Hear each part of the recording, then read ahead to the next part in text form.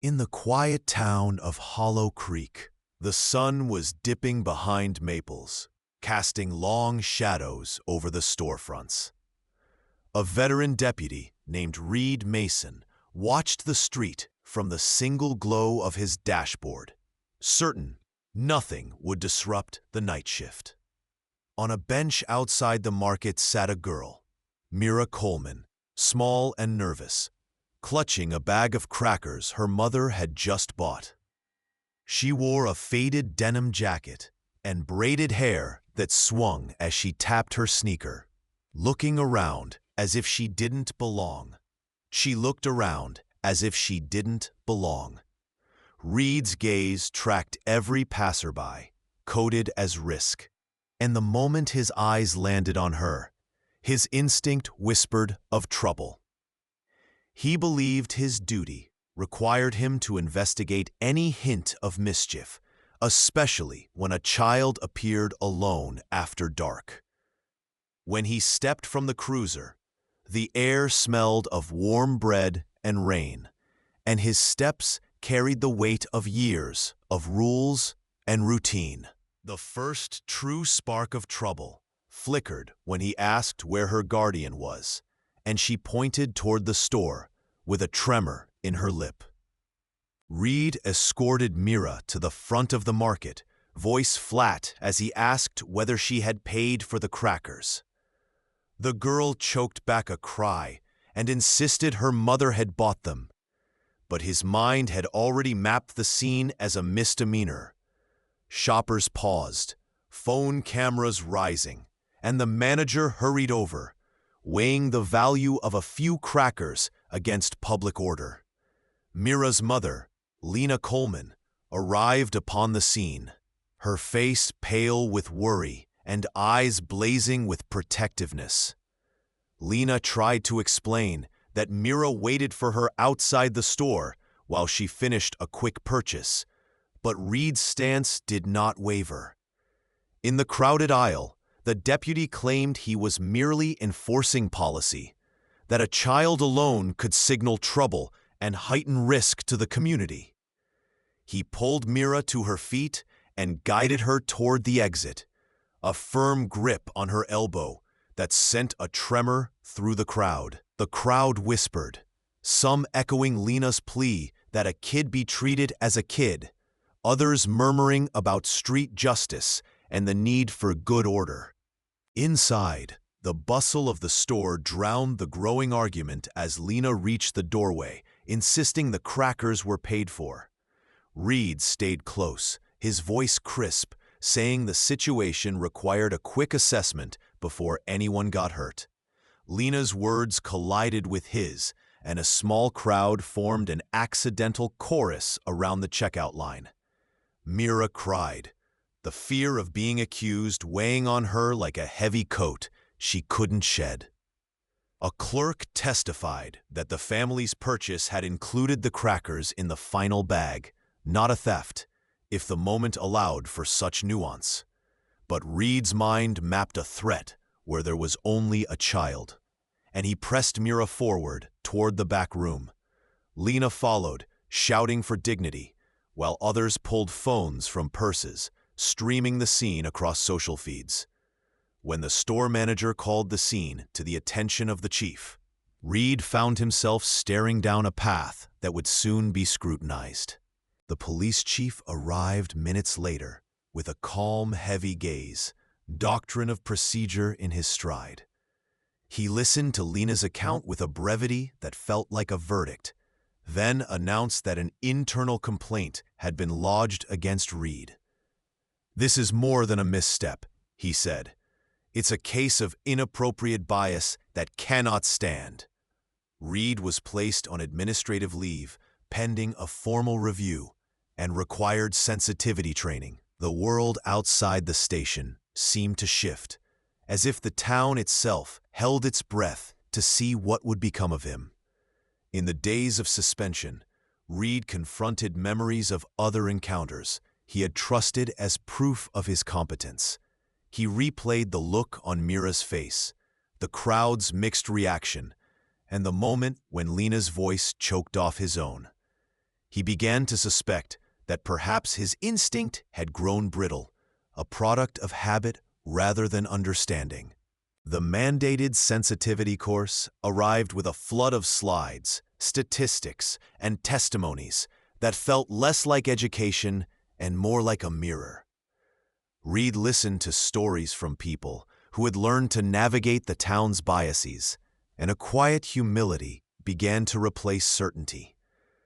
The training challenged him to see beyond the bench scene that began the whole crisis and to consider whose safety he protected and whose fear he magnified. When the hours of class finished, he volunteered at the local pantry, an old brick building that fed families disoriented by uncertain times. It was there he first spoke to Lena, who thanked him for not running, for staying to listen, for choosing to do something with his misstep. Mira's quiet presence at the pantry, helping sort cans and stack boxes, startled him. She recognized him not as a threat, but as someone who could change. The mutual gaze between mother and daughter and the man who once startled them gradually softened into something like wary trust. In those ordinary moments, Reed understood that accountability needed to be lived and not merely claimed. After weeks of reflection, Reed arranged a private talk with Lena, the store's owner, now less immediate and more wary of him. Lena's voice was steady, telling him that trust would take time to rebuild and that the real test would be Mira's willingness to forgive. Reed admitted his misjudgments aloud, naming the bias that had whispered to him in the parking lot and grown into a verdict. He said he would make amends through concrete acts and decisive listening, not through empty apologies. Lena responded with a measured nod, saying that Mira deserved more than his words. She deserved consistent behavior. She urged him to consider meeting Mira face to face and allowing her to decide what reconciliation should look like. Reed agreed, even as a tremor of fear threaded through him, for he knew that forgiveness would be earned, not granted. The moment felt like a hinge, shifting from punishment to possibility, and he stepped back into the world with a new intention. The day of return came under a pale sun, and Reed slid back into the work world with careful steps and a readiness he hadn't possessed before. He rejoined the department with a vow to embody restraint, curiosity, and patience, especially in encounters with children and families. Little by little, colleagues observed his changed temperament and began speaking to him with less defensiveness and more curiosity. He found himself assigned to a school outreach program, a place where the town's future would be shaped by conversations rather than citations. Mira and Lena made occasional appearances at gatherings where officers shook hands with residents, an uncomfortable but hopeful blend of honesty and effort. The first subtle sign of shift came when a student asked Reed to share how a person becomes better, not just how they enforce rules. Reed spoke from his own journey, describing the danger of assumptions and the power of listening to the unseen stories around him. The room grew quieter, and for the first time in a long while, he felt believed by people who had once doubted him. One afternoon, Mira approached the pantry where Reed was stacking meals. Her small hands clutched together as if unsure what to say. She studied him with a careful, unblinking gaze, the kind that saw through bravado to the truth beneath. Reed knelt to her level, offering a gentle smile and asking how she was feeling about the changes around town. She confessed that trust was still fragile, but that she appreciated the effort to listen rather than defend. "I want you to know I forgive you, but forgiveness is a long road we walk together," she told him, choosing her words with care. Reed felt a surge of warmth mixed with a familiar ache, realizing how much her forgiveness carried. He promised to continue showing up, to prove through acts rather than words that he deserved her trust. The moment lingered between them, a fragile bridge being built across a rift of fear. The town's next move was a community-wide outreach, a Saturday where residents and officers would share space and ideas.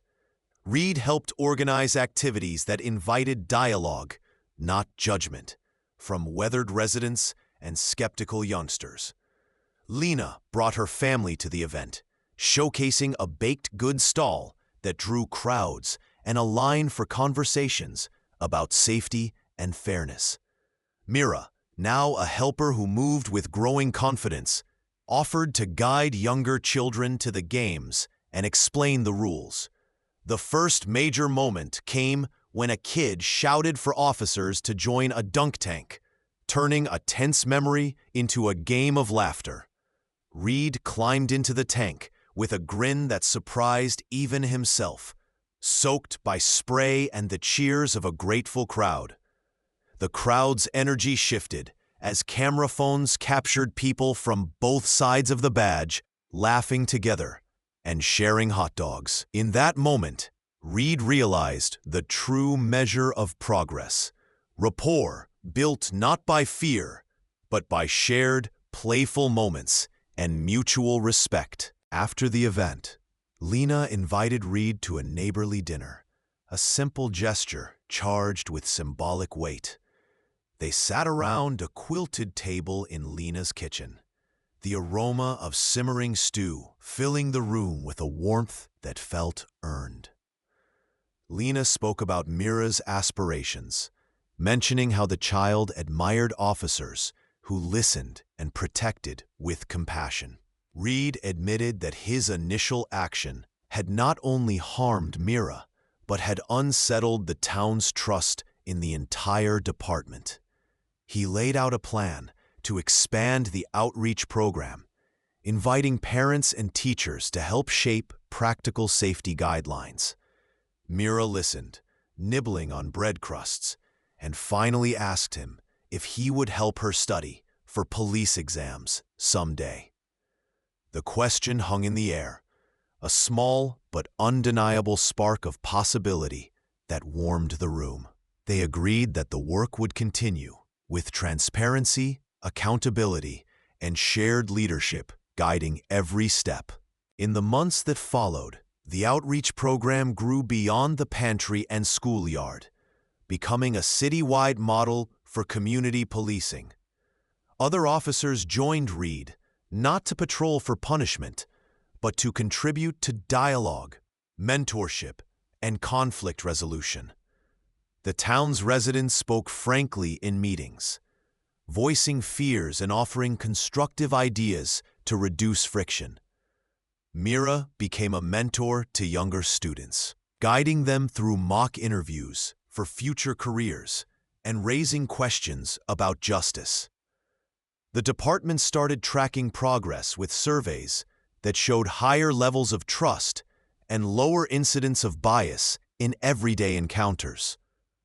The town's council backed funding for after-school safety programs, police ride-alongs with parents, and youth advisory boards.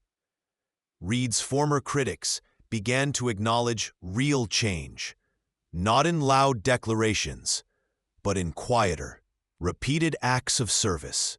The new normal included casual glances of recognition between officers and neighbors, bridging divides that had once seemed permanent. One quiet evening, Mira handed Reed a letter she had written, sealed with a drawing of a neighborhood connected by a road of trust.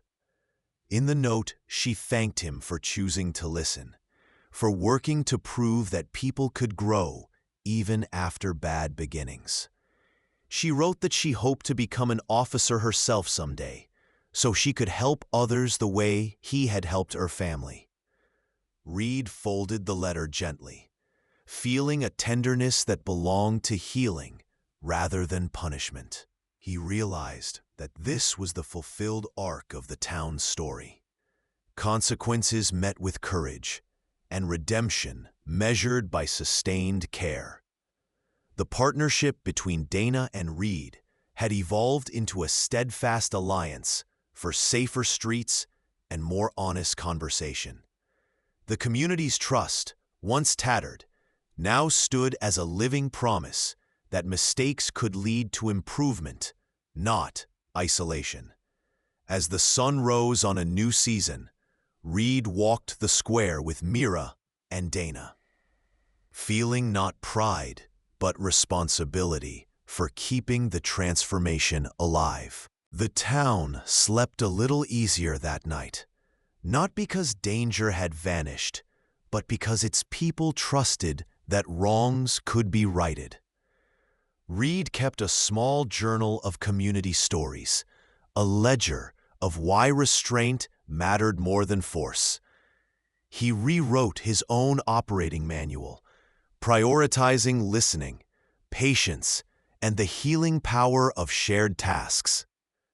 The partnership with Lena and Dana grew into a triad of allies who could call each other out and support growth.